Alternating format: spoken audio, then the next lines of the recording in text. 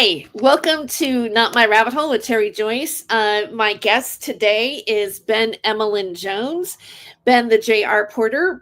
However, say hi, Ben. Hey, how you doing, everyone? Hi, Terry. Hi. Am I getting any feedback on that? No, I don't I've, have sure, my I've got. headset on. Oh I right. No, could put it on if it's an issue. oh no, you're fine. You're fine. You got everything balanced. Okay, fantastic. Hey, American Witchcraft, welcome. Present. Save the strikes. Have sent down direction to archive time for the show. Oh, okay. Well, welcome. Um, present.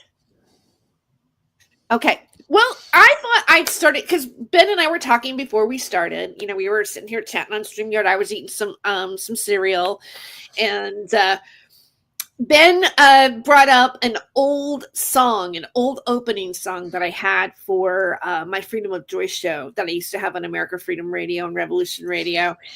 And was it you said you had the copy of my interview with Tahinder Gill? Yes, this is good. This is literally about 13 or I think it was between 12 and 14 years ago. I downloaded it and I still got it. And it's amazing because I was on AFR a couple of times and I was did Revolution Radio as a guest, and it fills me with nostalgia to listen to it because those were great days. They were happy days, I think. Yeah, they were. You know what? We were so I don't know. It was kind of almost like a new medium. You know, like we were doing these internet radio shows. We were coming out on YouTube and we were giving all this information out there and just exploring all these concepts. And in a way, I feel kind of naive about some of the things that I accepted, but at the same time, I'm still open minded about a lot of the Mm. things that I explored. Yeah. You know, and to be honest with you, I'm still looking at that stuff. You know, but yeah. So anyway, I wanted to play this song now. Just to let you know, just let the audience know. When I got asked to do a show on Revolution Radio, this was like, I believe it was like in December of 2012, no, 2013. I think I started Mm. in January of 2014. Yeah, that's what I did. That's when I first met you, I And think. That's when I first came across you. yeah, and I before that I was doing a show called Hollywood Hempress Hour, and I was on the Time for Hemp network, and I wanted to expand into more topics other than just talking about cannabis because I was doing a lot of cannabis activism, and then I thought of the idea of Freedom of Joyce. And there was a man that I was dating. He was like a mentor to me and another comedian. And, you know, just a long time ago, he says, Freedom of Joyce. He goes, I don't know if it's a blog or a show or whatever, but you should just write that down and use it later. So that's how I came up of the name Freedom of Joyce. And I got to know some rap artists up in the Washington area, like up in you know, like not Tacoma, but more like more near Longview, Washington, and then there was like anyway near I was near the border of Portland, and so living in that area, and so I did an interview on Time for Hemp. They had .com records and they had all these young rap artists, and one of them is TV, which is part of the he's second generation Wu-Tang clan. So he's from the family of the Wu-Tang clan. And I did one show with him. I actually got initiated into the Wu-Tang clan, into the Kush family, which so I can kind of I don't know what that is, but I don't know what that is. Wu-Tang But it is sounds a very furtive. really Wu-Tang was a rap group from way back Oh, in the United States. Almost voted, I think, as being one of the number one rap groups that we've ever had, and they were very honest and truthful, and you know, saying it and everything. And so TV anyway. So I ended up asking Travis John if they would create an opening song for me. And there was one night, it was really literally the night before I was going to do my first show, and he was going to be on it. And we were up like practically all night And he says, well, you're going to get on the mic and you're just going to like, rap over this beat. And the beat was just great. I mean, I love the beat. Yeah. And so I got in the studio and I just did this. What I say in this video was just literally improv, and it was in one take. And then he went in and sang and did his part on the video. And then he did that in one take, and then we edited it, and that's what we call the song One Take. And I'm gonna play it here. So sometimes like when you have these creative, why can't I? I love it. It sounds to me like one of these like really serious documentary theme tunes. You get on TV, and when I heard it, I just thought it really drew me into the show, and then with your voice and everything and the way you present, I thought you were a really good presenter, and I listened to. I don't know how many of your shows I listened to, but quite a few. Oh, really? Oh, that's cool. Now. Okay, so I'm going to go ahead. That's nice. That's really nice. That makes me feel good. Okay, so I'm going to play this song, and we're just going to listen to it here for a second.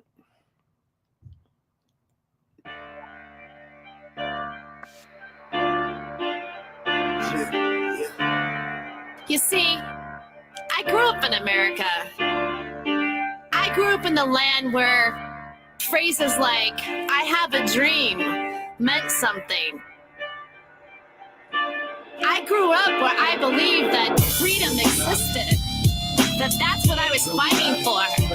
I believed that the Statue of Liberty was a symbol of our liberty, that we all came from all over the world because we didn't want to live underneath the monarchy, that our founding fathers made America the land of the free and the land of the brave.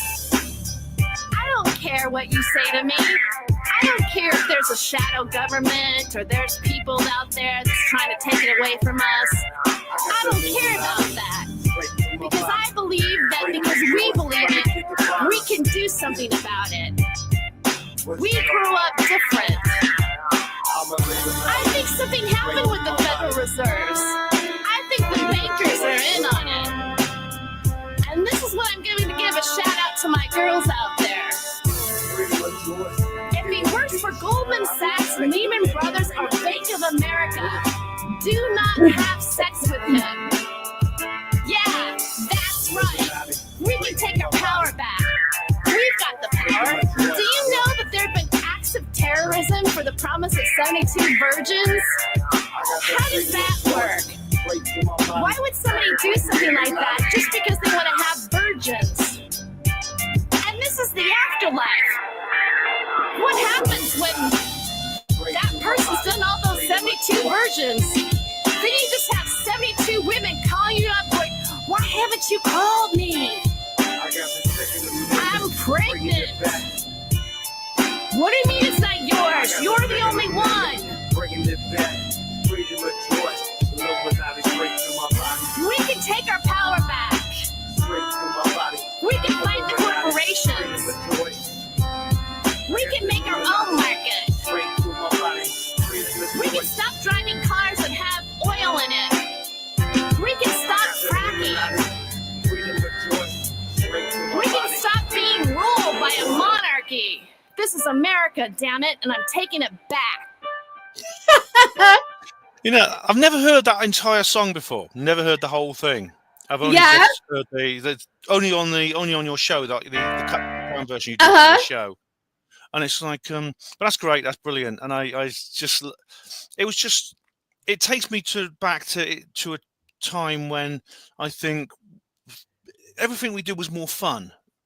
There was more. It was. Use the word naive. I would say it was an age of innocence in a way. Yeah. When the kind of subjects we talk about were more fun rather than frightening. And you could discuss so many things, and then there was always like that. There was always like that sense that it wasn't quite that bad. And I mean, going back a few more years previously, I remember the moment when I realized it was all real was when my daughter came home from school my 10-year-old daughter came home from school and told me the school wanted to take her fingerprints. That was like that was before. That was like in about 2006. But before then, I'd been like a so-called conspiracy theorist probably for about 10 years before that. But there was always a part of me that didn't quite believe it was real. Uh-huh. There was always a part of me at the back of my head that thought, this is just a bit of fun. I'm just LARPing here. It's not really real. And then in 2006, there was that moment when I suddenly realized, oh my God, it's suddenly in my own life. It's affecting my own family. It's affecting my child. And then, of course, that's when I became active. I started the Hapanmo blog and things like that. And that's when I made friends, people like yourself. I made friends like you and other people. And there was always that sense of, but then in more recent years, I find the fear level has grown. I mean, maybe it's going to change now. Maybe things will get better now. I don't know. I mean, we can talk about that this evening. But I I know. felt, Well, I mean, a lot of the things that we were talking about or being concerned about actually started happening. You know, I mean, like there was a lot of things that I think was said. Well, I guess I'm just repeating myself in a different way, but and so I think that we're also living in a harsher time right now than it was back in 2014. I remember in 2014 that's the same year that Robin Williams died. yeah, Take that it was back to that time that period, was right? that really. I'm not normally upset by celebrity deaths because I don't know them, Right. but Robin Williams' death really did upset me. Yeah. It really did. Yeah, because It I really remember moved me. that I drove back because I was living up in the Northwest when I started the show. And then I moved back to Southern California in August. On the day that he died, I had come here to Fresno for a few days just to stop and be with my mom. And by the way, there's a great hotel out here. I got to send that to you. I Oh, just thanks. Cheers. Brilliant. yeah, Thank you. it's a great. It's the I believe it's the Quinta Inn, Oh, and nice. I had a cat. That cat passed away. Unfortunately, I had him for he was about 16 years. Orlando? Not Orlando. He's Oh, right, fine. right. Orlando's my COVID cat. He Oh, when I was when we were in COVID lockdown, I was feeling lonely. I actually prayed for a cat because I was feeling very isolated in where I was living, and of course we were all wearing masks and everything. And I prayed for a cat.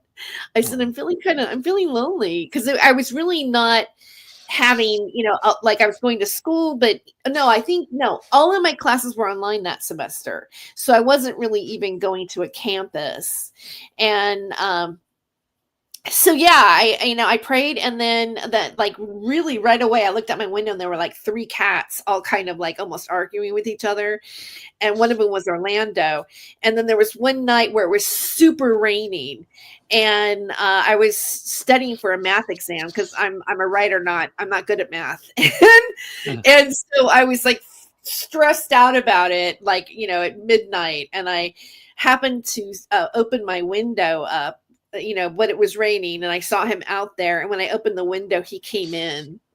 oh. And then when I realized that he should probably go, that night, he literally put his little paws out in the window and didn't want to be put out or anything like that. So Oh, bless him. I don't blame him. It wasn't Your prayers were answered. right. Yeah. And then the next day I thought, well, if he comes back the next day, I had food for him, and so he came back and he stayed, and I showed a picture of him to my aunt because she's an animal person too, and I go, oh look, I've got a new friend, and he's laying on my my bed, and she's like, he's way too relaxed to be brand new at your house. Like he just knew it was like I hit the mother load. Yeah. Oh, bless him. Oh, bless him. But yeah, it was. There's a lot of darkness in the world. There's a lot of fear, and I do find it difficult to deal with. I don't have, my family aren't really on my side. Do you know what I mean? I can't talk to them about this. My daughter, I can. I mean, funny enough, my daughter used to, when she was a teenager, she used to like she used to ridicule me. She was very unhappy that I actually called the school up and over the incident, the fingerprinting, and I was furious. And I tried to get hold of the headmistress, and she wouldn't answer the phone. So they fobbed me off on the librarian, and I spoke to the librarian. I was absolutely fuming. I said, "This is completely unacceptable. You must not do this to my child." And I ended up getting in the local newspapers, and Louisa was like really upset about it. She was really upset, and all through when she was a teenager, she was always mocking me and saying that, "Oh, it's your David Icke stuff," even though this has got nothing to do with David Icke. I mean, I was interested in David Icke. I still am up to a point. But as she's matured, she's about to turn 30, and she's become actually quite positive about a lot of these things. But my dad and my brother are completely oblivious. So I've just got my friends online really that I talk to about this. I do shows like this one, and I talk to them. I didn't realize that you experienced stigma for what you're doing. It's really hard to, yeah, when you don't have, the family support. It's funny how people are. I mean, the whole fingerprinting thing. Like, why were they doing that? Why were they fingerprinting the children? They said that they wanted to create a system to help the children take books out of the library, and they had this fingerprinting system, an electronic fingerprinting machine, and they said it would replace the system of library cards. And they never explained exactly why the library cards. I used to have when I was a kid. These little cards, they'd stamp them with an ink stamp when you took a book out, and they'd stamp the book and telling you when you had to bring it back. They never explained why those were inadequate. They just said we need to replace it with this fingerprinting system. And of course, this is not. It's not just the fact that it's the actual library. It's the fact that it's creating. Firstly, it's creating a database of the children's fingerprints, and secondly, it's getting them used to the practice of producing biometric identity wherever they go.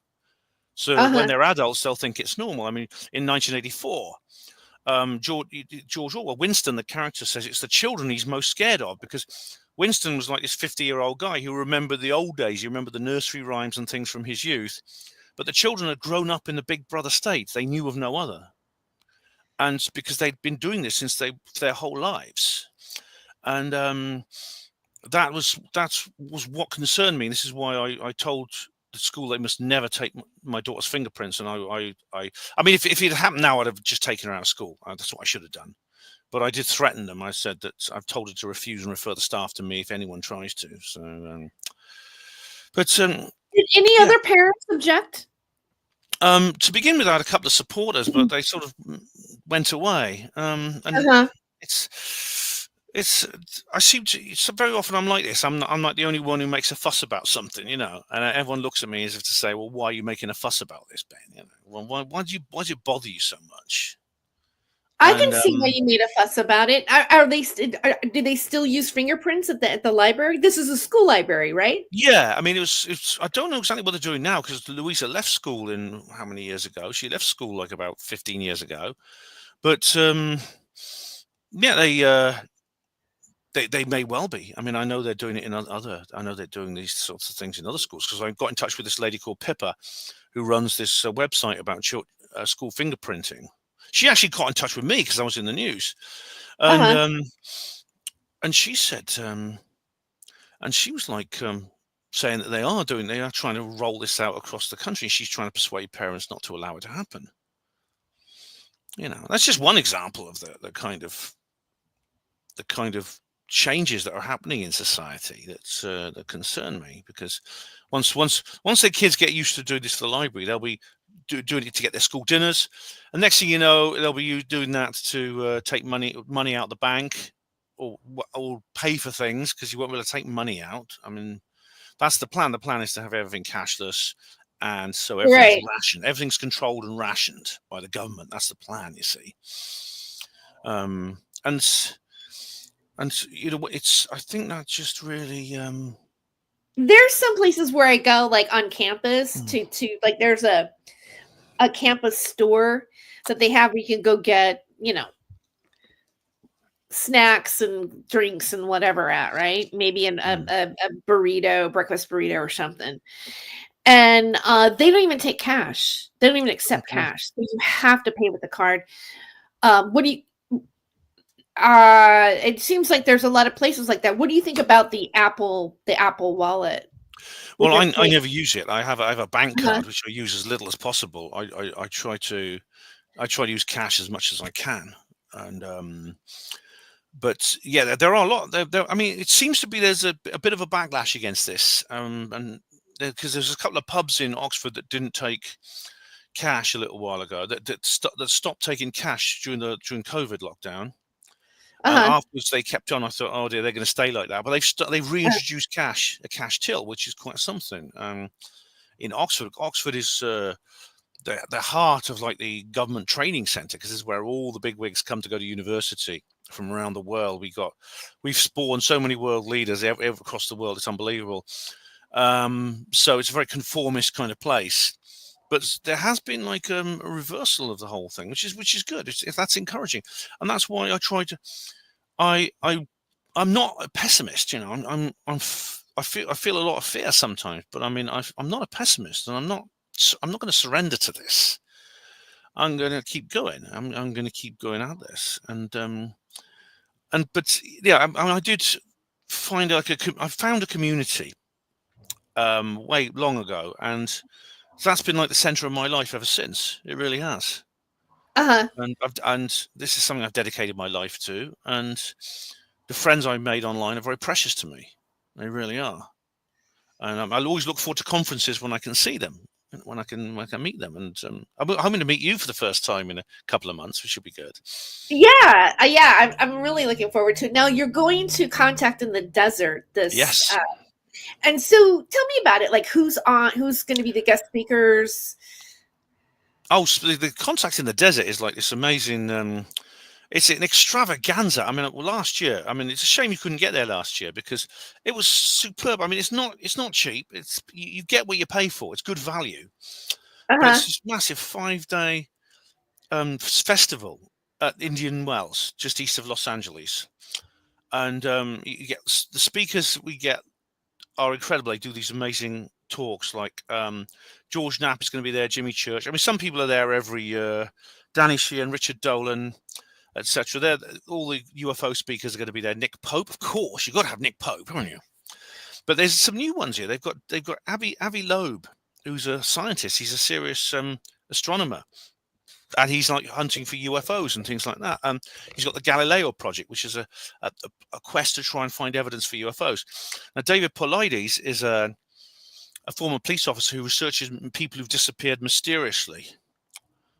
And there's Anthony Peake. He's a consciousness researcher who talks about near-death experiences, spirituality, past lives, and things like that. And they've got there's Steve Bassett is really such a he's someone I'm so fond of. Steve Bassett, he really is. He's a lovely guy. Uh-huh. He's going to be there, and a lot of these people are there regularly.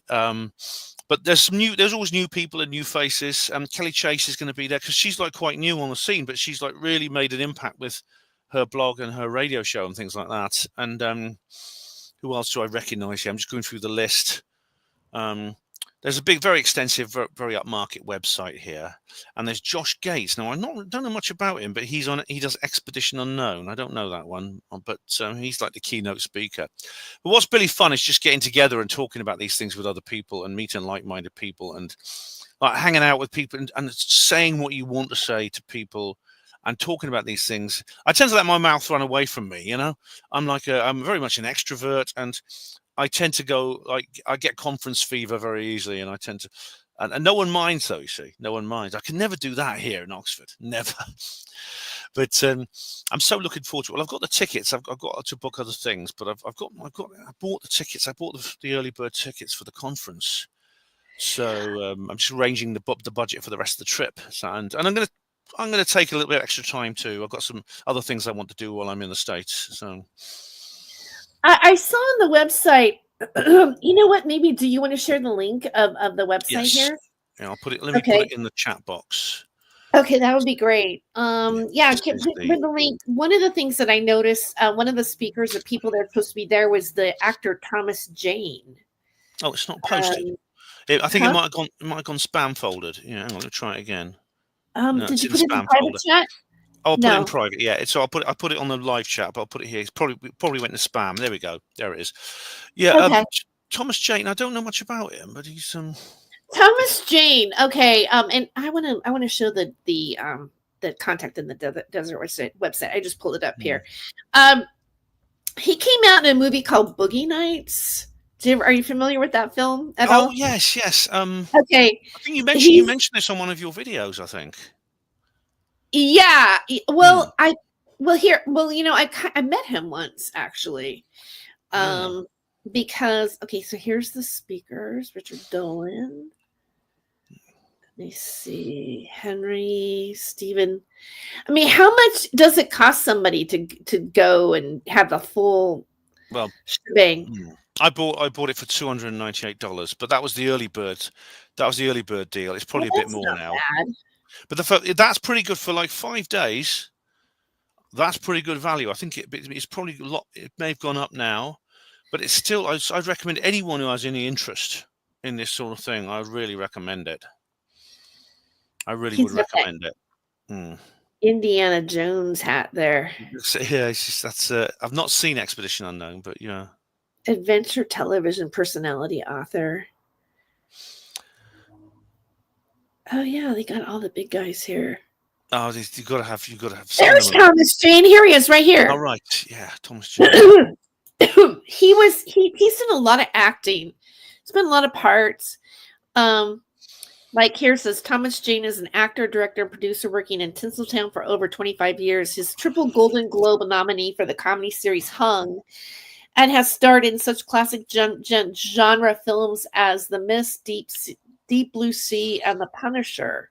Oh, The Mist. Yes, And then I he want to played recommend him. Jane won critical acclaim for his role as the New York Yankee baseball legend Mickey Mantle in HBO 61, and his credits include Boogie Nights and Stephen King's 1922. So I think he was or is married to Patricia Arquette too as well. And Mm. so okay, so you want to know how I know him? Do you want to know how I know him? Yeah, Okay, yeah. I told you this. I knew his brother who played in a band called I think Snake or something like that, or not White Snake because that's another band, but it was like it Yeah. was something to do with the word snake in it. And I was doing a benefit for a comedian named Blue Iris. She now this is where the haters are gonna they're gonna probably talk about this, but that adult film I wrote, right? Hardcore Circus. It was Oh, really yes, yeah. like one of the main she was the star, like the unusual star of it. She was a comedian and she was a regular on Howard Stern's show, Blue Iris. And she met the director through me, and then she was in the movie, but she died before the movie was actually released. She was supposed to go on the Howard Stern show and promote Mm. it, and she didn't have a headstone. And so my friend Doug Ferguson and I, who's a photographer, and we had worked with Blue Iris on Dirty Jokes, the movie, which was a movie by the unknown comic Murray Langston, the real unknown comic from the Gong Show, and my manager Vic Dunlap, who was a comedian. He also is no longer with us, but Doug took the photos. Anyway, we raised funds and we did a fundraiser at Fay Dodo, which was a really well-known club that was a music club down in LA, and to raise money for her tombstone. And so we did get her tombstone. That's And nice. Thomas James showed up because his brother was a band performing on it that we booked. And I remember, like, I stepped outside because I was a smoker then, and I was, smoking on the corner, and I turned and I saw Thomas Jane, and I remember looking at him, and I'm like, that really looks like Thomas Jane. He's sitting out there smoking a cigar. And my friend, um, Jeffrey Peterson, the comedian that I did the Dope Show with, was there that night. He goes, "It is Thomas Jane. How cool is it that Thomas Jane is at your show?" Oh, bless him.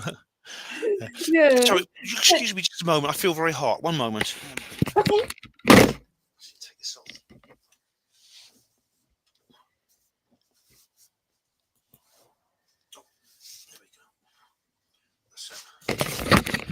That's better. Yeah.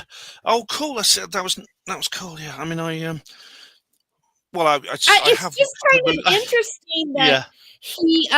that he is he's into UFOs and that he's a speaker. Like I didn't know that back then. I wasn't into it either then. That But was now, amazing. like, Yeah. full circle. It's Yeah. extraordinary. I mean, it kind of fits though, because people do go into like I've got my don't mention the reptilians T-shirt. Honestly, I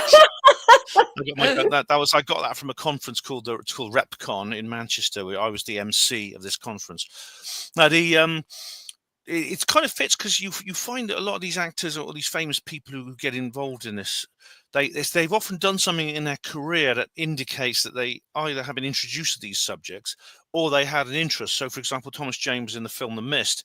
This is based on a Stephen King novella about a small town in which you've probably seen it. It gets enveloped. It's not to be confused with The Fog, which is another Stephen King story adapted. The Mist. This town gets involved in this huge cloud of very thick mist, and these people hide out in a supermarket. It's a great story because it's all about like what would happen if you put ordinary people into this extraordinary situation. It's like a horror movie, but and Thomas Jane stars in that, and it turns out that there's some kind of interdimensional portal that's appeared because of some ghastly experiment being done at a secret government laboratory, which is staple diet for people like me. Which allowed these beings have come into our world, and fantastic film. I mean, I won't spoil it, but be prepared. The ending is pretty grim. It's quite, really? yeah. The ending is rather grim and sort of ironic and quite upsetting. Just to warn you, but it's a bloody good film, really good film, and it kind of fits. I mean, his other credits. I mean, I've never seen Boogie Nights. Oh my God! That's I think that was Paul Thomas Anderson, the director. I think that was his first film. He did it when he was 27 years old, and that movie is about the adult film industry. It had Marky Mark. Mark Wahlberg stars in it as Dirk Diggler, and it's got Julianne Moore in it, and Burt Reynolds, and Heather Graham, and so yeah, and he kind of plays. He plays a character that's a bad influence on Mark Wahlberg, and there is this amazing scene, which is basically the climax of the movie that he's in. And yeah, he deserves to have been noticed for that, for his role. And Philip Seymour Hoffman is also in it. And it's really actually I'm in a screenwriting class right now that I'm taking it at Fresno State. It's my second screenwriting class. And we only had to sit around and say what was our favorite movie, and the one that came to mind for me was Boogie Nights. It's an ensemble piece, and he also did Magnolia, and so he's really good at taking all these different characters and their story, almost like Robert Altman, and bringing them into like a crescendo into the film. He did where There Will Be Blood, and he did there was a movie with I think it's called Punch Drunk Love. It's with Adam Sandler and Emily Watson, the English actress. Oh right, I've not seen that. Yeah. So anyway, I just he was in that movie. And cool. I admire good writing, a good screenwriting. I thought that you see Frank Darabont, I think, wrote and directed The Mist, and he also did other great movies such as Shawshank Redemption, which again is based on a Stephen King story. Stephen King really researched his subject because he did two great stories, or I don't know if they were novels or novellas, but they were set in prison. One was the Shawshank Redemption, and the other was the Green Mile. The Green Mile being more like a more traditional kind of horror movie because, well, it's kind of emotional, sort of like tearjerker, really, but it has that supernatural element. Where the Shawshank Redemption is about the guy who escapes, but there's no doubt it's very. I mean, I've never read the stories, but it's very, very well adapted. You know, I've got and you know, I've always sort of like. I mean, adapting has got. I mean, my own book here. This is my book, Roswell Rising: A Novel of Disclosure. Available at all good bookshops now. Price £10. The guy Steve Mera, who reviewed this for Phenomena magazine, he gave it 5 stars. Oh my God! And he said it would make a good movie. Oh wow! I mean, I've been trying to adapt one of my short stories into a stage play. Into a stage play, which is it's actually quite good fun because you've got to add extra dialogue, you know, and it's quite good fun. But I mean, creating a screenplay, I don't think I could create a screenplay out of my prose. But you know, if anyone is interested in that, I'm willing to negotiate rights. I'll take a couple of copies with me to contact, and then maybe see if I can like sell them to some people, and or even give them as review copies to several people. So yeah, you should bring them. It's just a story. It's just a story. It's a novel, but it's called A Novel of Disclosure because it's a story about the kind of subjects I talk about, and you sometimes talk about on your show. Yeah. And what would happen if you got the truth instead of the lies? What would happen? What kind of world will we live in if we have the truth instead of the lies? You know, I mean, I no doubt we disagree on a lot of things, and I'm maybe a little bit more skeptical about some of the information, and I mean, I don't know. There's some people that I don't think are honest disseminators of information. I argue with their style of what they do, but in terms of like, and I'm adding this to the chat right there. I don't know why that's. I've got my shameless plug out of the way anyway. I think that we can. Oh wait, I put it in the wrong thing. I put it in private. Yeah. If you want, maybe. I don't know if you can do it now. Here, I put Contact in the Desert. And do you have a link where people can buy your book at? Because yes, certainly. Yeah, because let's just put that out there in the chat as well. And then when I get done with the broadcast, I'll leave it. Thank you very much. Thank you very much. I appreciate it. And, absolutely. Never miss an opportunity to. Right. Yeah. In the book. There's 2 sequels as well. I call them the Roswell trilogy. Okay. I had great fun writing them. I really enjoyed writing them. Yeah, I really enjoyed writing. I think I have to put it in private because I get spammed if I put them in the public chat there. But yeah, it's but I mean, yeah, we've discussed this subject before, and I know you have different views and on various things. But I think you're I think you're an honest person. I think you are dealing with this issue honestly, unlike some. Thank you. Cool. I mean, and again, honestly, I'm still, and I think I've gotten a little more like open again. You know, it's like I'm less harsh, or as I was before about it, because I'm like, well, what is the evidence? How do we is this true? I mean, I've always wondered if there were aliens or extraterrestrial. I mean, we're not supposed to say aliens anymore. Extraterrestrial, aliens offensive, but or it was. Maybe it's not anymore. I don't know. Anyway, NHI is apparently the woke. That's the kind of woke term these days. Yeah, a word is bad and then it's good. I remember Demi Lovato, or it was saying, don't call them aliens. They're extraterrestrial. That's offensive. And I was just like, oh. And then I would still accidentally call people aliens, or not people aliens, but call extraterrestrials aliens. Like, oh, you'll get reported. They'll report you. They'll report you to intergalactic HR. Can we just settle on what's one word and say it's okay? I mean, then everything just always changes. No, that's not okay. That's against the rules. What? Okay, it just goes on and on. But But But I yeah, mean, I mean, David, I mean, I still am open-minded that, I mean, I'm going to get crap for this. And of course, they played me saying that I mm, dated someone who told me that their family he was from the Illuminati, that he was reptilian. True story. And then he wow. says, I'm not the only one you've been with. And I go, what? Am I the whore for the reptilians? Like, I made a joke about it, right? But it happened. I mean, what do you say when somebody that you've admired, or I still care about him? I think he's a great person, but how do you deal with that? A prestigious person that you have respect for telling you that, they're from a reptilian family, and you can't just go, well, he must be lying to me.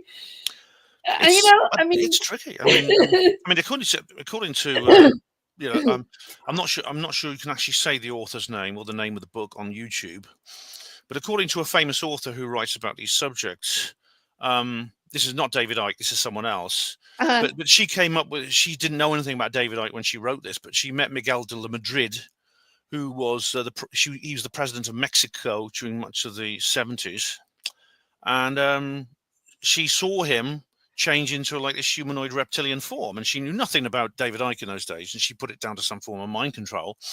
But he uh-huh. said, no, we are part of what he called the iguana race.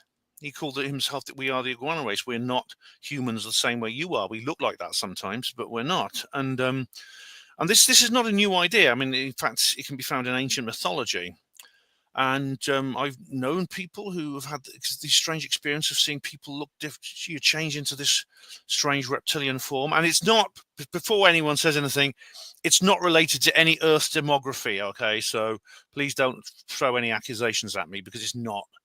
The people of all kinds can behave like that, can actually exhibit this kind of shape shifting, as it's called.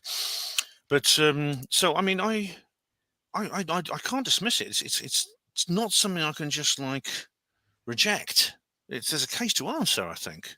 As I think bizarre as it might sound. some people even look kind of like their facial structure is kind of like reptile looking. Like, I think Mm. William Dafoe looks like a reptilian. He does, doesn't it? I mean, yeah. I really do. I think he does. He really does, yeah. That I mean, dude's reptilian. If I met, anybody's a reptile, I bet William Dafoe is yeah, definitely, on the yeah. reptile list. I met this lady once, and she said she actually went to UFO conferences, and Uh-huh. she says, "Oh, I'm a hybrid." She says, "I'm a ET hybrid," and and I sort of looked at her as if to say, "She just feel my head." And I thought that's odd. You know, when a strange woman comes up to you and tells you to feel her head, I mean, that's a bit odd. I mean, but so I said, okay, so I put my hand on her head, and her head is a strange shape. It has like a dip in the middle, so it's like there's her skull. It goes up like that and then in like that. So it's a different shape to a regular person's skull. Is essentially dome shaped on top, Uh-huh. and I just thought that was weird. And she can do all kinds of other weird things, like um, she can like make things stick to her, like metal, and even upside down. I mean, it's almost like she's magnetic, things like that. I saw her doing that. That was very Uh-huh. weird. That was Huh. extremely odd. So, I mean, it's something I take seriously. If we have, and I mean, I know that there's a lot of people, a lot of skeptics are yelling at me right now, and I know a lot of them watch Oh, your of channel. course. Of course. Mm. I wanted to share with you my story. I went to the junior college journalism conference up in San Francisco a couple of years ago. And there was a speaker, a journalist giving us, we went to these different lectures, right? And the first one I go to, guess who is talking about? David Icke. Oh, not Michael Barkin. Which is like weird to me, No. right? I'm like, how ironic is this? And Mm. even on the ride down, I was like, we took a van, and I happened to mention David Icke to the other students. Like, have you ever heard of David Icke about reptilian people? They go, oh no, we don't know anything about this. And I'm like, oh yeah, it's out there. Pete, some people believe it. I wasn't going into detail saying, oh, my boyfriend said he was a reptile. I kind of skipped that out of the conversation. They don't need to know that. But I was just kind of sharing it, and I get there, and this journalist is talking about this, interesting enough, this woman that was I don't know, like a black author, and she was married to a Jewish man. And there were a couple, like the whole example of it was asking the hard question. Like when you're interviewing somebody, you want to save the hard question for at the end of the show. By the way, I've got your hard question ready for you, Ben. I'm just kidding. No, But no, you you want to save it to the end in case somebody gets mad and then they walk off, right? And at least you have part of an interview. And he used this example of this woman who was pro-Palestine and also pro David Icke. And the two big questions was these questions, and, for her. And, she said, well, I'm married to a Jewish man, so I don't see how this, we think this way, and kind of made this, argument about it. And ironically too, Ben, that weekend, I'm looking to get some footage to enter into a contest, and lo and behold, what do I get footage of? Is a Palestine protest. All right. And genocide before Hamas and the incident happened. All right, because I was going to say, if you get one now, I mean, it's every street has them now, but before then, that's quite a coincidence. And the David Icke thing and him talking about it and then having it happen on the street, I was like, whoa. I went home kind of. Because you know what they say, there are no coincidences, right? Yeah, it's a weird bit of synchronicity. It's like it's like that scene in the Matrix where they see the cat and he says, "Oh, the Matrix is shifting" and stuff like that. And it's the synchronicity is very interesting like that. But yeah, I mean, David Icke he's been demonized. He's been called all kinds of names. But really, I mean, I don't agree with everything he says. I think he's wrong about a lot of things. But I listen to the guy. I'll listen to anyone who is polite and is sensible, and they're not saying anything illegal or harmful and not inspiring hatred to anyone. David doesn't inspire hatred to anyone, and nor do I. But he's still been banned from Australia. David, unfortunately, has been banned from Australia, which is a shame. Oh yeah, okay. I was going to ask you about that. I go, what country was it that he was banned again? He got banned from Australia. Oh, he's been banned from more than one. He's also banned from. Well, he was banned from the European Union. Which I think they wanted to wait till after Brexit so they could do that, because before that Britain was in the European Union, but as soon as Britain was left the European Union, they banned David Icke from it. But I think that ban's been lifted now. I think he's had a moratorium. I mean, I don't think he's not banned from the United States. I think if they ban people like David Icke from the United States, half the people who go to contacts in the desert wouldn't be allowed into the country if they're coming from abroad, like me. They'd have to ban us all. And so I don't think he's not banned from the US, but he's not banned from here. I know that there's been lots of attempts to ban him from Canada. We were talking about hybrids, weren't we? Yeah, we were talking about reptilians, hybrids. Yeah, because they're basically they're banning him on the basis of the fact that he talks about the reptilian theory, right? I mean, they say banned. What happens is a lot of people have wrongly associated this with a particular demographic. They think that he's actually saying that a particular demographic of people rule the world.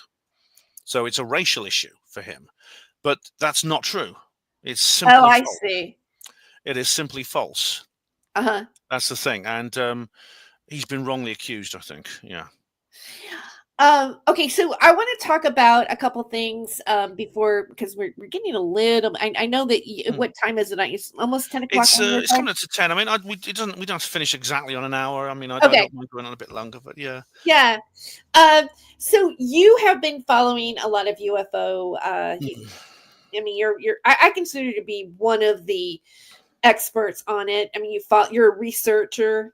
You've spent a lot. I mean, you've written books. You spent a lot of time, and we've had quite a period of time. I guess it's been a year now, maybe, where we had the whistleblower come out here in the United States, and all the talk of UAPs and the activity, the drone activity, things like that going on. What is your take on some of it? Oh, it's a pity. It's a pity we can't go on for another 2 or 3 hours. It's a broad question, but very much so. Okay, so how much of it do you think is actually valid? What parts of it are valid and why? I don't think all of it is. Now, the term whistleblower, I mean, it's like two a penny now, and they're popping out all over the place. As Richard Dolan said, we used to get like one of these guys a decade. We're getting them almost every week now. A different whistleblower will come forward. Now, the level of their credibility does vary. I don't. I mean, there's a lot of pundits online I know who are saying these people are definitely real or they're definitely fake. I haven't actually put either these people into either camp just yet. There are some that I consider more valid than others. But I mean, all I'm doing right now is I'm trying to get as much information as possible, looking at both sides of this issue. I mean, no one can accuse me of living in an echo chamber. I mean, I watch Stephen Cambion, for goodness sake. I watch him. I watch every show he does. Oh, you watch every show? No, you're about 3/4 of them, yes. And I mean, I mean, I wouldn't do that if I wasn't looking for all kinds of information, including the other side of the story. Because I mean, I disagree with Stephen a lot. But he, I always want to hear what he has to say about people. So which ones turn out to be true or false? I mean, the problem is we may have to wait and see. Because at the moment, what's happening is there's a lot of people making a lot of noise, like journalists and that, who are attaching themselves to these various whistleblowers, and they're saying things like, well, we've got this whistleblower. He's just come out. He's talked to Congress. He's sat there in front of the representatives, and he's made all these claims. And then when they say, well, obviously the question is, well, we need to have like positive proof of this. We need the evidence, actual evidence. Right. Well, what we're getting at the moment essentially is what I believe these people have had contact with some of them. Obviously, some of them are making it up. I know there's a lot of people making it up. Some of them have had contact with information with people within the national security state. It's important to realize, to understand this, that this is not just the United States. I'm sure this is the case in almost every country. There is an official government, the one you vote for, the people you see on TV, and then there is a shadow government. And the shadow government has been called the breakaway civilization, the Illuminati, the deep state, or the national security state, as Richard Dolan often uses the term national security state. And what you have is you do have some overlap, especially within the military-industrial complex, within the intelligence services, between the national security state and the official government. A good example is Lou Elizondo, who is I think he reached the highest level you can do in the civil service without actually being a political appointee. So he reached like the top level of the civil service and was a Pentagon official. If he wanted to go any higher, it would be a political appointment. And he's come out and said, yes, I know there are aliens, there are UFOs, they're real. We've got evidence, we've got decisive physical evidence in the form of the crash retrievals like Roswell, which is the subject of my book. But I can't show you that right now because all the actual evidence lies behind this iron curtain. It's above this glass ceiling, which is, of course, the national security state. And I understand that makes people feel very frustrated. It really does, especially when they drop hints all the time, like Ross Coulthart saying, I can't quote him without sort of imitating his voice. What if some of these craft are so big that they can't actually be moved, and the government have to put a building around them? I know where one of these craft is, and people say, well, where is it then? Oh, I can't tell you. It's a secret. Someone's told me this from the inside, and of course that's frustrated. And then Stephen Cambion will go, grifters, circle jerkers, piffle, and things like that. And I understand that frustration, but I'm willing to. He's funny. He's very funny. Yeah, he's incredibly entertaining. Yeah, despite my difference with him, I can't help liking him. Right. And enjoying the entertainment value of his channel. But it's we may be in a situation where this is still progress. This is still what's happened is progress, and this is obviously moving very slowly. I mean, it may speed up now because we now have a president who signed an executive order number 14176, which commands the Director of National Intelligence and the Attorney General to present a plan to his office within 15 days from the 23rd of January to release secret government files relating to, well, it starts with 3 suspicious assassinations, which of course is the Kennedy brothers and Martin Luther King. But there's no reason why this policy couldn't be adapted to other secrets as well. And even Chuck Schumer, he tweeted, the guy who came up with the Schumer Amendment, which was rejected by Congress, he said, now do UFOs. So previously, you see, wow, I didn't know that. It's an amazing thing. I saw Mark Rubio like talk about aliens and the UAPs and everything, and seemed very confirming of it. And Marco Rubio, he said this a couple of years ago. Rubio, yeah, he's now the Secretary of State, which means he now has the opportunity to discuss this with other national leaders. In fact, he's heading for Russia right now to have a word with Putin about it. I mean, well, obviously they were discussing Ukraine and things like that, but no doubt this subject will come up because Russia has exactly the same kind of secrets, probably even more so than the United States. And so what happened previously, I mean, over the last couple of years, I mean, say what you want about, I mean, a lot of people have said things about the whistleblowers or the witnesses in Congress and said that, oh, they've been just fed rubbish and they're talking nonsense. But you do now have an official government, that is the Congress, the people you vote for, who for the first time ever appear to be resisting and developing and saying, we're going to fight back against the national security state. We're going to resist them. And previously, the Biden administration didn't seem to be very supportive of that. Yet now, of course, there's new Congress people because there's been an election where new Congress people have been elected. But now it appears that we do have an executive that's on their side. So the Trump administration appears to be more on their side. Obviously, whether you like Trump or not is a matter of opinion. But I think it's an indisputable fact that there is this really seismic upheaval going on in the American political order. Yeah. And Trump signing that executive order on just 2 days after he was inaugurated is astonishing. And he's appointed Tulsi Gabbard, Director of National Intelligence. This is a lady who's always been a firebrand. I mean, she's always spoken out against wars of intervention. Being a nurse in a field hospital and seeing the first-hand results of that is probably inspired her in that way. But she had to have her confirmation hearing at Congress the other day, and which is like a very elaborate job interview. And she, in her opening address, she mentioned what they now call UAP. I still like to say UFO. Yeah. I sorry, I say UAP. Yeah. Well, stop me if you want to interject, Terry. We need the same thing. No, that's okay. Please continue. And so, but she said, in our meetings, I've got the exact quote here.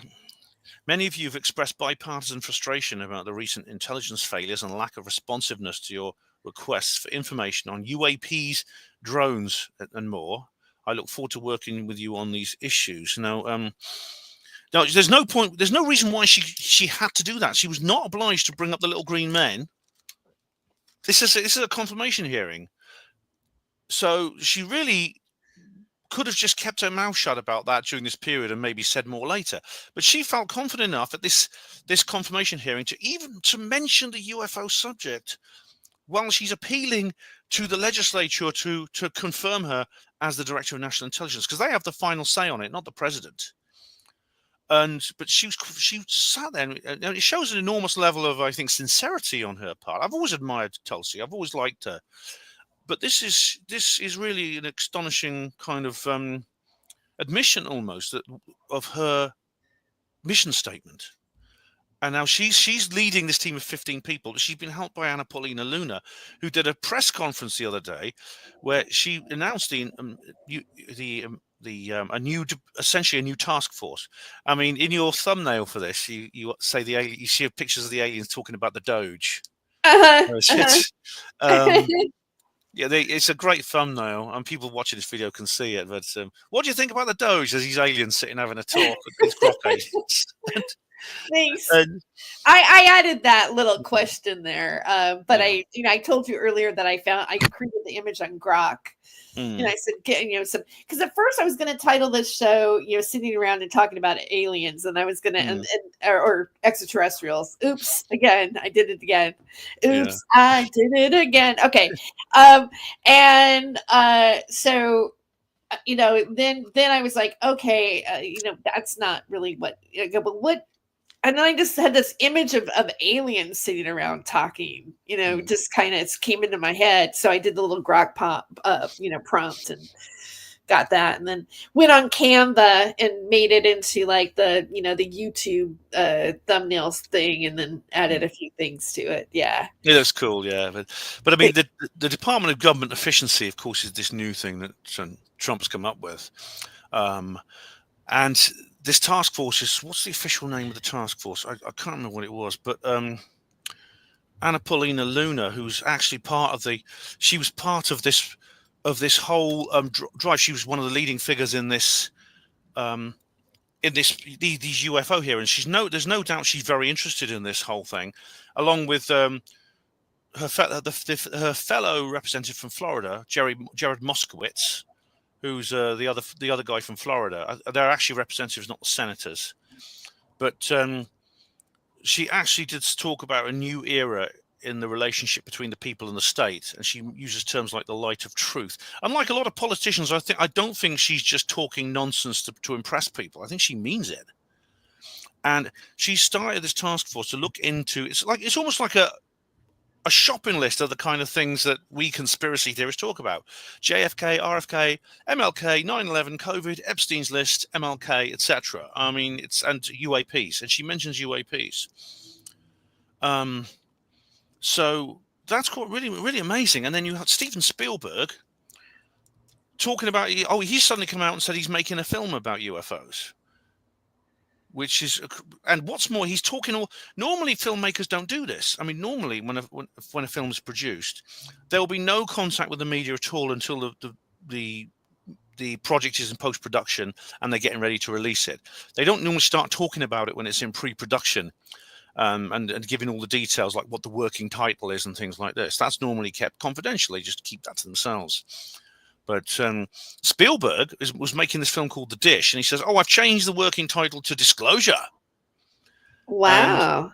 so why has he broken this rule? I mean, and also, why is he's got together with David Cope, who wrote Jurassic Park and a couple of other kind of like weird movies, sci-fi movies.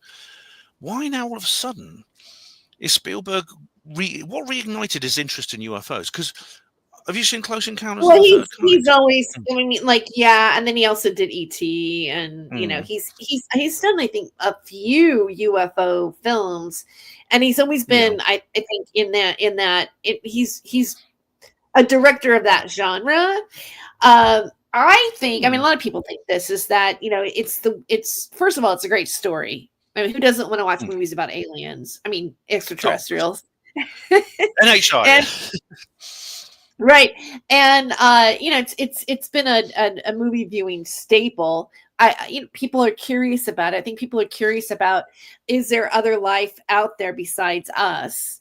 Mm. One of the questions on it, but I think also, if there is something coming our way, and I think this is where you're leading to it, is that the public is seeing these things so that they get ready to accept the fact that there is extraterrestrial life, and that Mm. they've known about it. I think what should be more anger the American people, not just the American people, but the people of the world, is that we've had this, if it's true and they knew it all this time and they were hiding the information, was the need for them to keep the information away from us, to benefit us because we weren't ready, or it would have Mm. went crazy or whatever, or why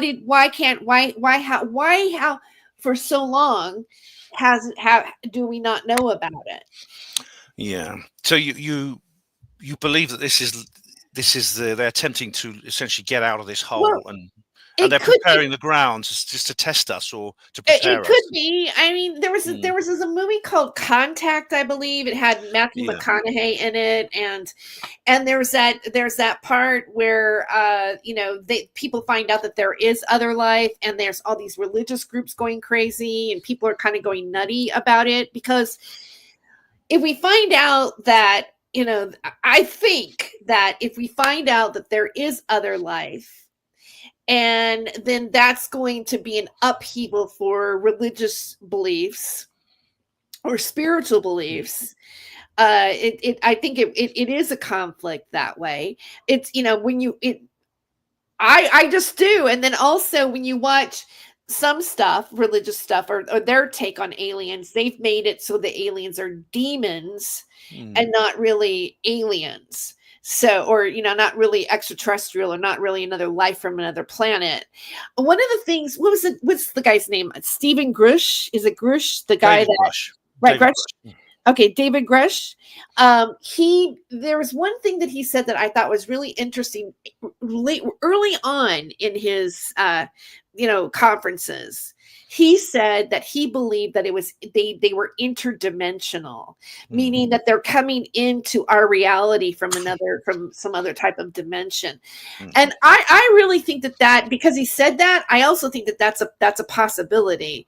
There's also the possibility that they're coming up out of the ocean. One of the things that They do. Mm. right.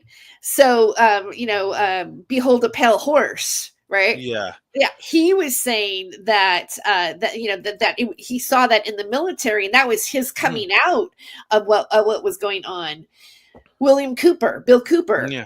and so I think that there's so many accounts right now that you can't really discredit the possibility that this isn't happening.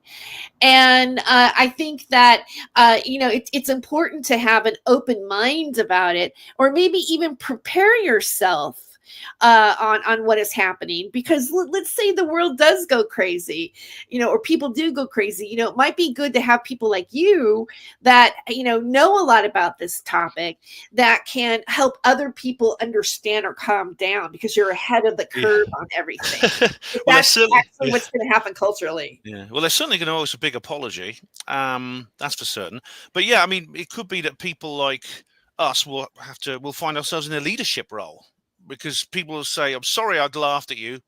What's going on? You're the one who knows all about this." And of course, you know a lot about it too, Terry. And it's like, and so do all our friends. But yeah, Bill Cooper. What's interesting about Bill Cooper is he saw this flying saucer that he said was as big as the biggest ship come out of the water near a submarine. And then when he got back to port, basically he was threatened by these dark suited guys. The usual thing. Don't ever talk about it. So that this was they knew what it was, and they knew there was a cover up going on. They knew there was something coming up from under the oceans. Now, this doesn't mean they may not have originated under the oceans, like in the film The Abyss, but they Mhm. certainly were living there. Which makes sense if they want to stay hidden from us, because it's one of the places we can't actually see. But they may be more than one thing. We may have, alien, NHI, whatever you want to call them.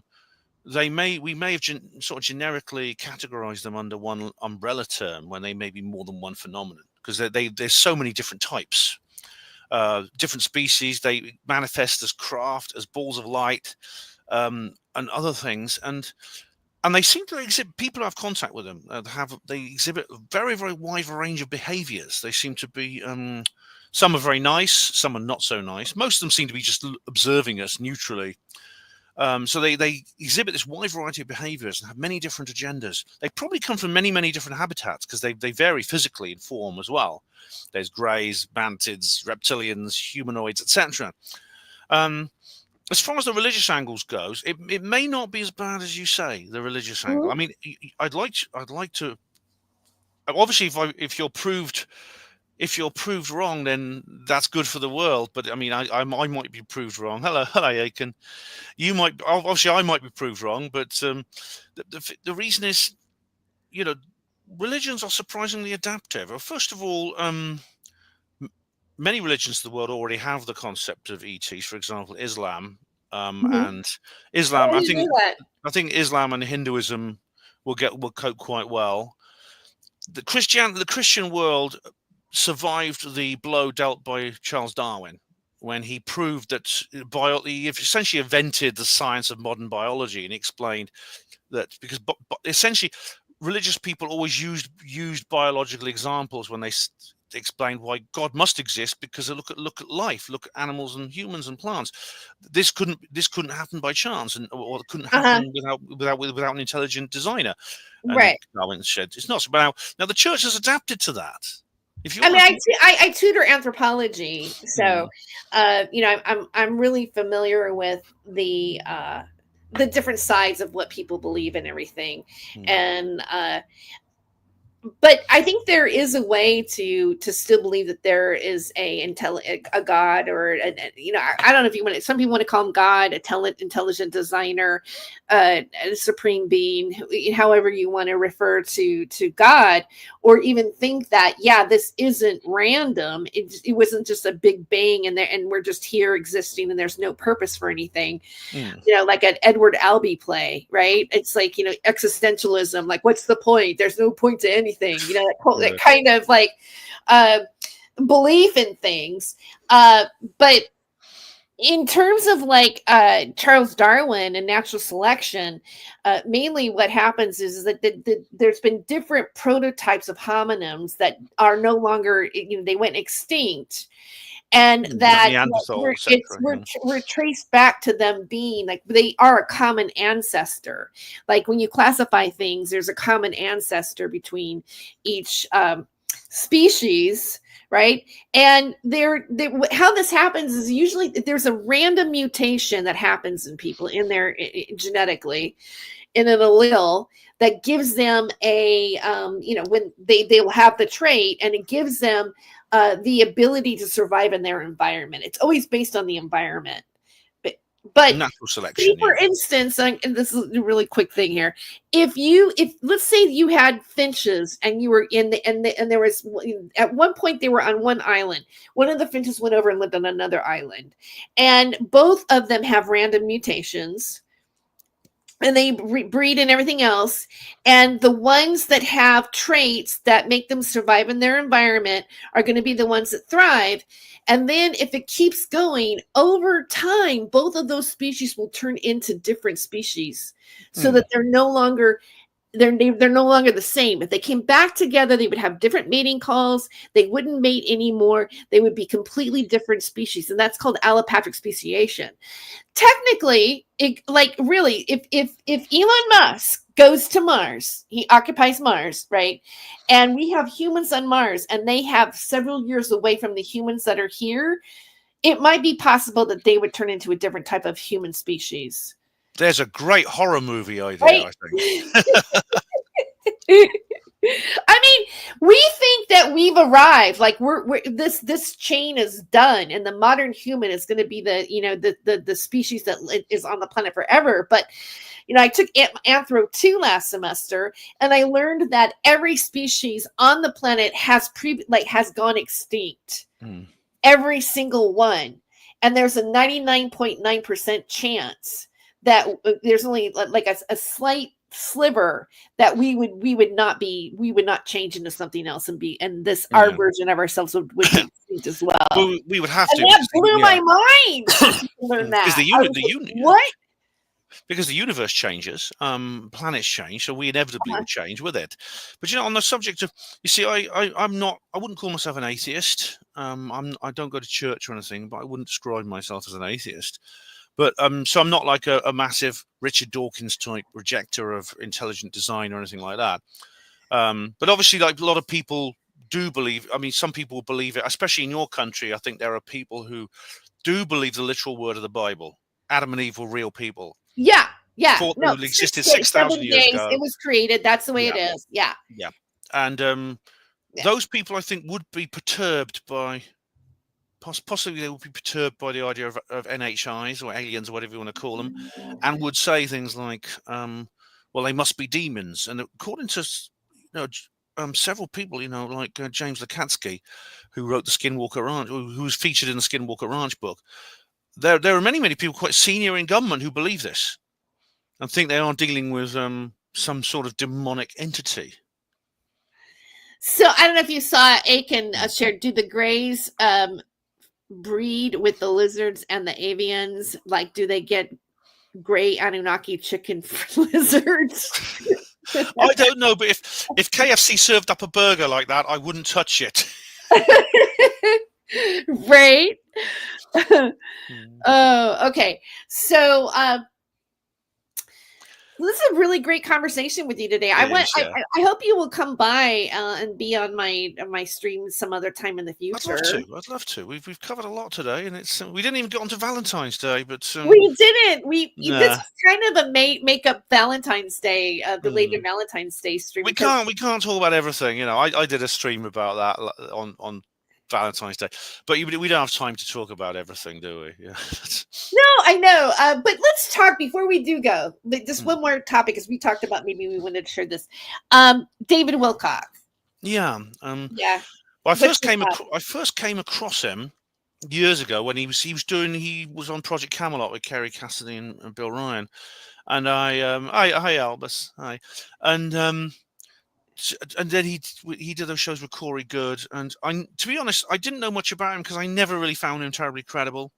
I must say, from the very start, I never really considered him a very, very believable person. So I didn't know much about him, but obviously there's several people have done research into him, and they found that they've made accusations against him that he's been deceitful, and they put some good cases across. I mean, Stephen Cambion is one of them.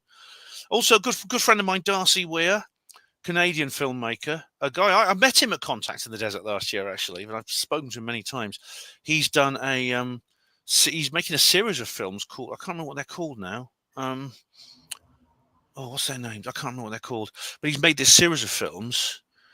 I think they're called The Cosmic Cult. You can get them on Amazon. I think it's a freebie with ads in the UK, and he's saying that David Wilcock and said Corey Good they're just making all kinds of things up, and there's always money involved with everything they do, and they're always like in court, or they're trying to silence people who disagree with them with lawsuits and things like that, and they're always like in trouble for one reason or another. And so I mean, I don't know much about him, to be honest, but I do say you got to watch out, because there are dishonest people in here. There are dishonest people in this community. Some of the whistleblowers that come out are not real. Some of them are just jumping on a bandwagon, and so definitely. Yeah. Aiken comments, is David still drinking his own weed? Okay. The urine drinking thing. Oh god. I don't think I didn't know he was drinking it. I know that he was putting it in his bath water because and putting essential oil with his bath water with his own wee. Yeah. And to be fair, yeah. To be fair, I used to do that. Now, I did that on the instructions of my doctor because I suffer from eczema. I still get it a little bit, but it's where your skin gets very dry and flaky and itchy. And they said the best thing for that is urea. And you can get cream from the chemist and wipe it on, but you could just use urine and put it a little bit in your bath water.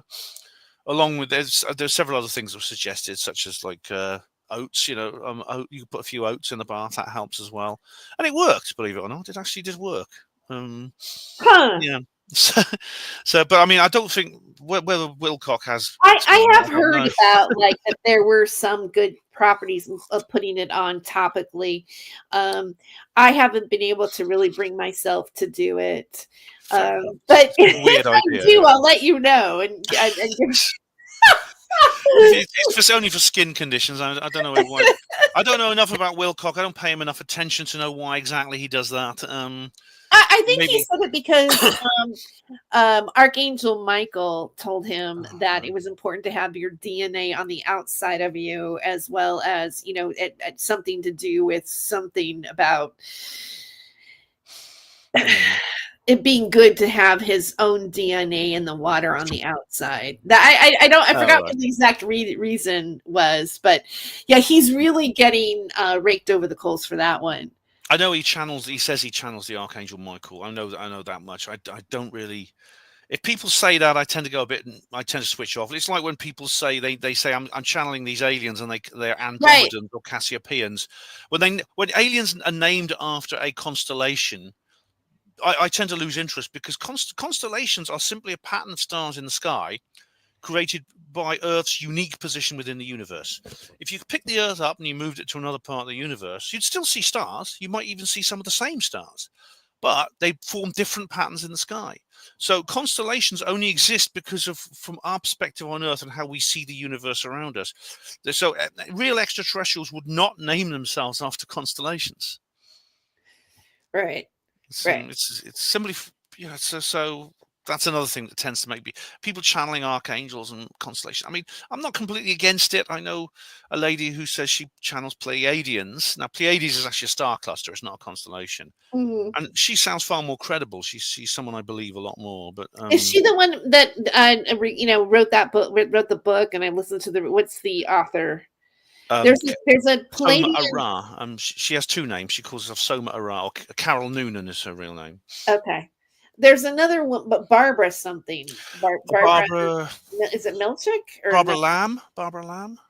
I have to Barbara. look up. I Yeah. listened to these tapes once about somebody's channeling of the Palladians. It was really interesting. So, Hmm. um, I don't know. I mean, yeah, I have issues with the people that are saying that they're channeling this and that, or they got some special powers, and here's my essential oil, and this is the way that you do a coffee enema. Oh dear. It's just like yeah. I mean, there was Cameras. a time when I was on Revolution Radio where there was a lot of um, women that I interviewed, or that they would also post about how important it was to have an enema. Oh dear. I mean, I mean, I don't. there was one person that I don't know. There was a person that I was dating that said something about another person about, like, yeah, I'm not going to go live in a tent with so and so in a teepee doing enemas and eating It's vegan food. It's just not going to happen. it's yeah. I don't understand. I mean, apparently there are medical benefits to coffee enemas. I don't know. As long as just don't drink them afterwards. Hope you're not expected to drink them afterwards.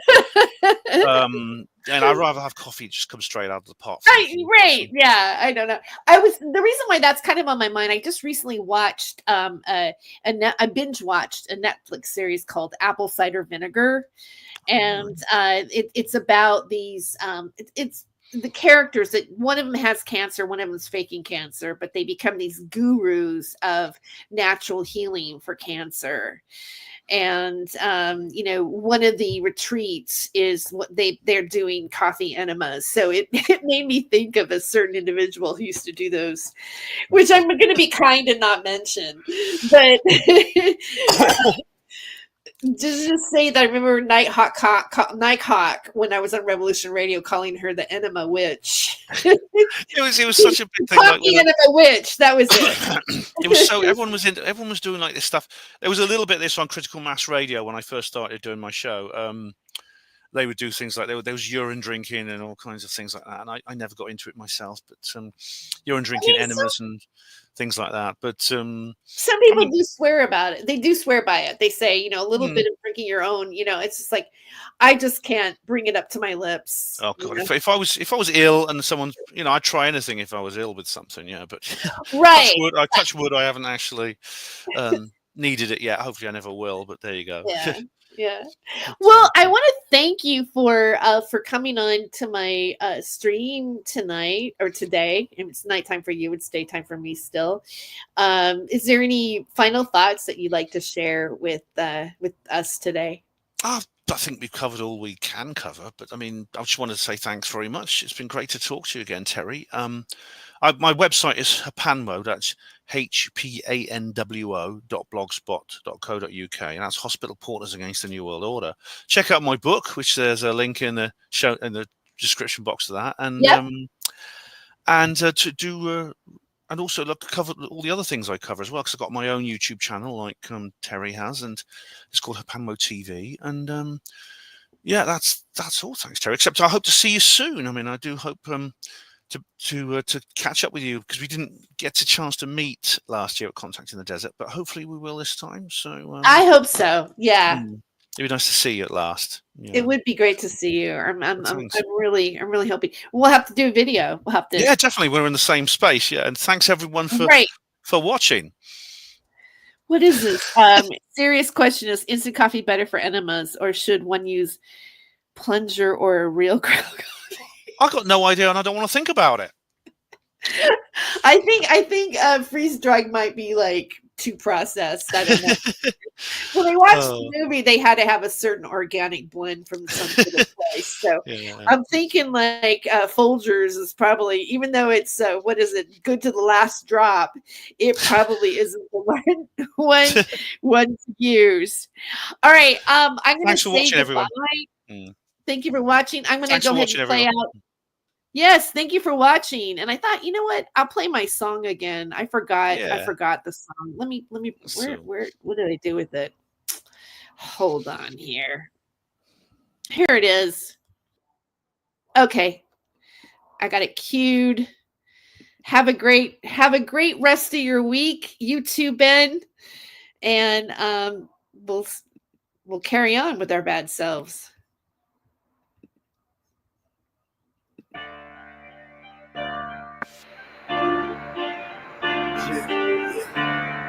You see, I grew up in America. I grew up in the land where phrases like, I have a dream, meant something. I grew up where I believed that freedom existed, that's what I was fighting for. I believed that the Statue of Liberty was a symbol of our liberty, that we all came from all over the world, because we didn't want to live underneath the monarchy, that our founding fathers made America the land of the free and the land of the brave. I don't care what you say to me. I don't care if there's a shadow government or there's people out there that's trying to take it away from us. I don't care about that.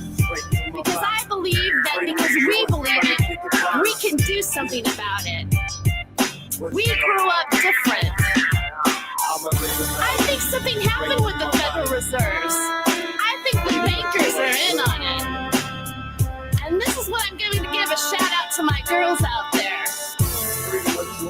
If he works for Goldman Sachs, Lehman Brothers, or Bank of America, do not have sex with him. Yeah, that's right. We can take our power back. We've got the power. Do you know that there have been acts of terrorism for the promise of 72 virgins? How does that work? Why would somebody do something like that just because they want to have virgins? And this is the afterlife. What happens when that person's done all those 72 virgins? Then you just have 72 women calling you up like, why haven't you called me? I'm pregnant. What do you mean it's not yours? You're the only one. We can take our power back. We can fight the corporations. We can make our own market. We can stop driving cars that have oil in it. We can stop fracking. We can stop being ruled by a monarchy. This is America, damn it, and I'm taking it back.